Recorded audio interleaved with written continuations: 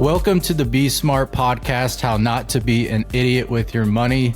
Jared, you're doing your Scott Galloway on the road recording from a hotel room. Do you watch his podcast? I never have. I've actually read transcripts, but I've never seen the podcast. But yes, I am in a hotel room. I am in Cleveland, Ohio. And I'm going to the baseball game tonight wearing my Yankees jersey because I'm a douchebag. That's awesome. I love it. Yeah. Is it Guardians Marlins? Guardians Marlins, yeah. And the Marlins are actually my second favorite team. So really? Yeah, you're kind of a Miami guy.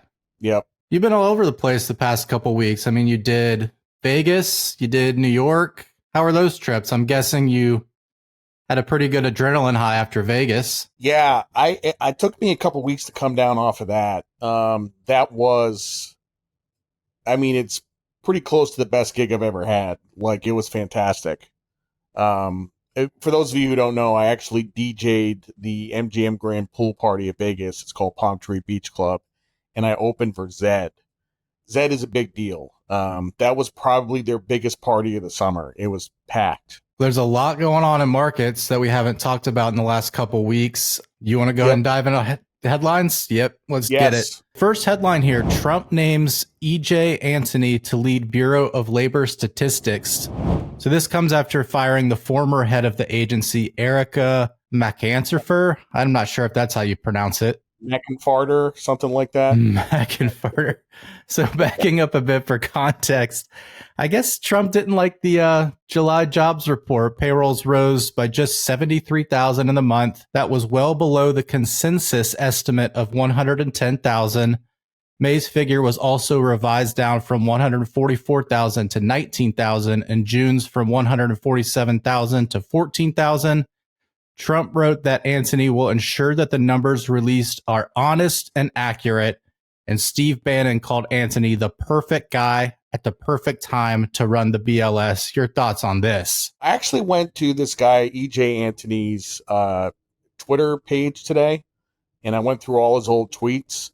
I mean, first of all, he does have a PhD in economics, so he's not like a complete clown.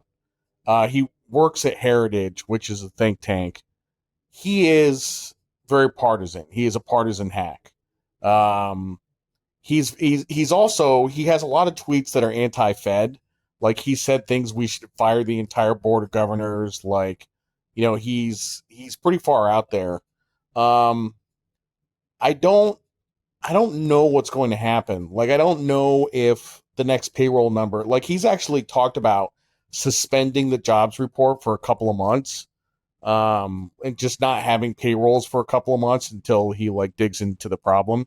Like, the problem is the revisions. Like, you probably saw last year, like the total number of revisions for the entire year were down 800,000. And we have a similar thing happening this time. Like, it's not that the data is biased against Trump. It's just that there's systematic problems in data collection, right? And StatsCan, which is the statistics outfit in Canada, it's way worse in Canada. Canada has these huge swings in their payroll numbers, up 200,000 one month, down 200,000 the next month. It's a very small economy. Like, the data out of Canada is very unreliable. Like, this is hard to do. Like, from a statistical standpoint, this is hard to do. So I don't necessarily think that Erica what's-her-name was necessarily doing a bad job. I don't think this guy is going to do a better job. But the real danger here is that if Trump doesn't get the data that he wants, that he's who knows what's going to happen. So do you think the Erica firing was warranted? No, I don't. I really don't. I mean, the revisions were happening under Biden as well, right? It's not that this just started under Trump. So the data is unbiased. There's no bias in the data. Now, the data is flawed, but, measuring employment is hard, and I think it's actually gotten harder because, like, most people, well, not most people, but a lot more people are not W-2 employees nowadays, So, like, 50 years ago or 40 years ago, people worked at a W-2 job at a factory or something like that. And now you have people doing YouTube videos and they're content creators and they're not getting a paycheck, so it's harder to measure, So it's just, I don't know. Like I'm really worried that the data is going to become unreliable under the new guy. And what's probably going to happen is we're going to pay a lot more attention to ADP, the ADP release, and any private numbers that we can, right? Because now, the irony of this is that Trump said that the data was biased, right? So now it's going to become even more biased, and it's just not going to be accurate at all. So nobody's going to trust the government data, so they're just going to look at private data. 100%. And then moving on to the Fed chair search expands to include Bowman, Jefferson, and Logan. Looks like Treasury Secretary Scott Bessent will interview additional candidates in the coming weeks and make a recommendation to the Donald on a short list to meet with. Others who remain under consideration include Kevin Hassett, Waller, Mark Summerlin, as well as Kevin Warsh and James Bullard. What are your predictions here? And break down this handsome Jimmy Bullard development. Is he your front runner? And have we finally gotten that Caligula's horse you've been writing about? I mean, I don't think you were around when I was writing about Bullard. This was like 8 years ago or 10 years ago. Bullard was head of the St. Louis Fed, and he really liked to go on TV. Like, he was on TV every single week. And in particular, like, he would go on TV when stocks were down like 3% or 5%, and he'd make some outrageous claim about how the Fed was cutting rates, and then the market would rip higher, and then they would end up cutting rates. Like, I like to make fun of him because he just loves attention. He loves attention. He loves to be on TV. And even so, his job now is he's running the Purdue School of Business at Purdue, and he still goes on TV. He's still getting TV hits. He's an academic, and he's still going on TV. So I honestly think that, Bullard wanted to be Fed chair really bad 10 years ago, and this is his shot, and I think he's willing to say anything to get the job. I would not be surprised if Bullard ended up as Fed chair. Interesting. Yeah, I worked with somebody who sounds like Bullard in the past. Obviously not going to name any names, but that addicted to TV thing, Next headline here, bond traders' high hopes for September rate cut hinge on CPI. So CPI actually came out today. Expectations were 3%. I believe it came in 3.1. Yeah. So what do you think here? Are we going to get a rate cut next month? I do. I think it's pretty much baked in. I mean, if you look at the probabilities, it's 81% probability at this point, but that's going to go to 100. I think we're going to get a rate cut. Really, the question is, there's a meeting at the end of October and there's a meeting in December, so it's kind of a question as to what's going to happen at those two meetings. But yeah, I think it's pretty much a done deal. We're going to get a rate cut in September. How significant a cut do you expect? Just 25. Just 25. And then one more headline before we get to the main topic. Trump extends China truce for 90 days, averting tariff hike. So he's extending this through November 10. I mean, what's going on here? Because I honestly don't understand. Are there tariffs in effect right now between the U.S. and China? Because, for instance, I've been looking to get this camera from a Chinese company, and it was $669, and now it's $979. So to me, it looks like they're already being factored in. Yeah, they're already being factored in. Yeah. Okay, let's get to the main.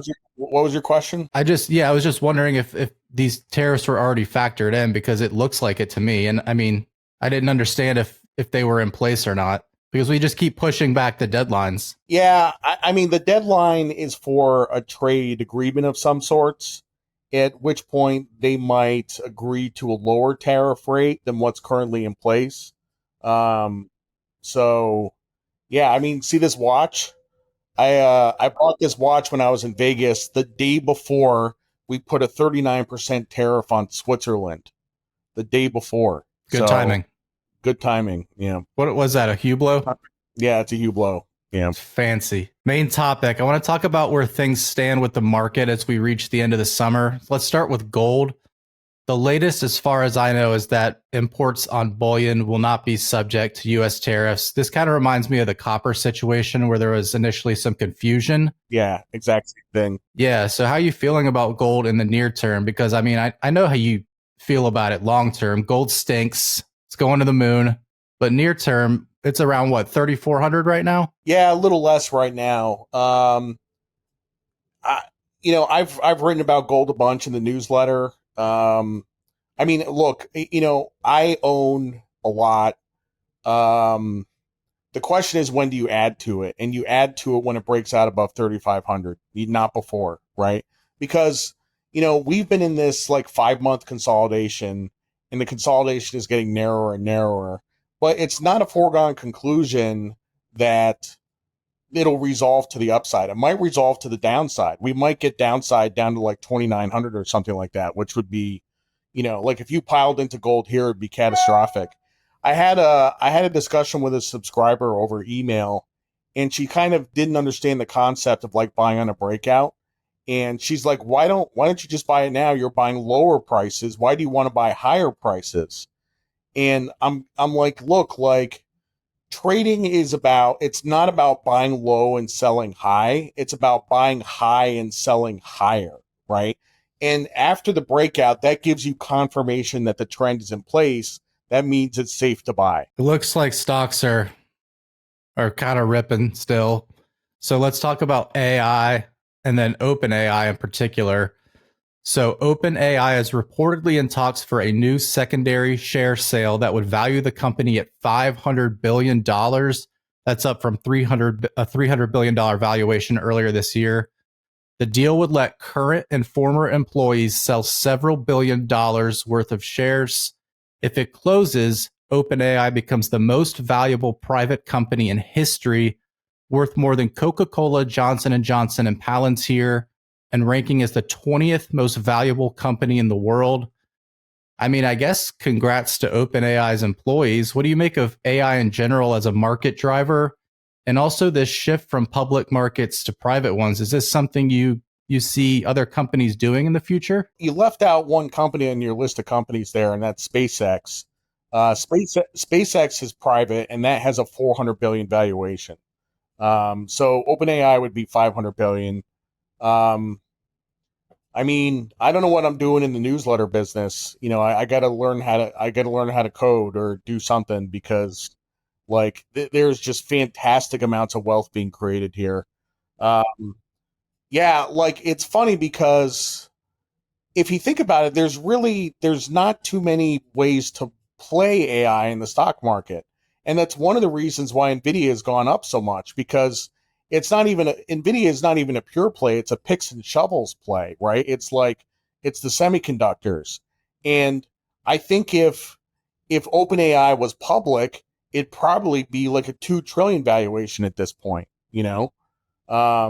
So yeah, like I don't know of any way to get involved, but it's definitely going higher. Bitcoin, just under 120K. It briefly surpassed that, and Ether touched 2021 highs after breaking the key $4,000 level. Are you intrigued by crypto here? Are you waiting for the inevitable pullback, or pretty much neither? Pretty much neither. Yep, neither. Let's do the week ahead. Today, as we mentioned, was CPI. Thursday, we've got PPI, initial jobless claims for the week ending August 9th. And on Friday, U.S. retail sales for July. Anything else I'm missing? We've got some Fed officials set to speak this week as well. Which Fed officials do you know? A bunch of them. I don't have them pulled up right now, though. It's going to be interesting. Like I've seen some snippets of Fed speeches on Twitter, and there's definitely some disagreement among the Fed officials. They're kind of taking pot shots at each other in the speeches. That's the only reason why I asked. So it's not a big deal if you can't pull it up. You got anything else on markets you want to talk about? I know there's a lot going on. Saw an interesting tweet. This guy, Tavi Costa, he puts out great charts. He's a bit of a gold bug. So am I. So I like him. But he put out a chart of the Brazilian real breaking a multi-year downtrend, which is super important for EM. In my newsletter today, I talked about how, somebody sent me a great email. So how you have FANG and you have, Jim Cramer came up with PARC, which was Palantir, AppLovin, AppLovin. Yeah, Like he had his 4 meme stocks, Robinhood, I forget the other one. Robin. Coinbase. This guy that emailed me, he says I should have 6. So commodities, international, something in small cap. What was a G? I can't remember. Gold and small caps. All right. Enjoy the baseball game tonight. Who you got a player's jersey on there? Or is it just a blank? Yeah, this is Andy Pettit, number 46. Nice. All right. I will talk to you here soon. Thanks for your time. Later. See ya.